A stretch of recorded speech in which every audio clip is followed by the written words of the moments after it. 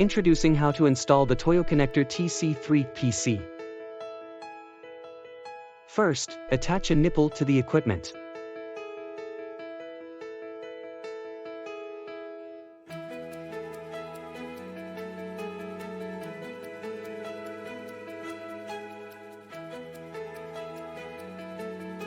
Next, pass the cap nut through the hose and insert the hose into the nipple.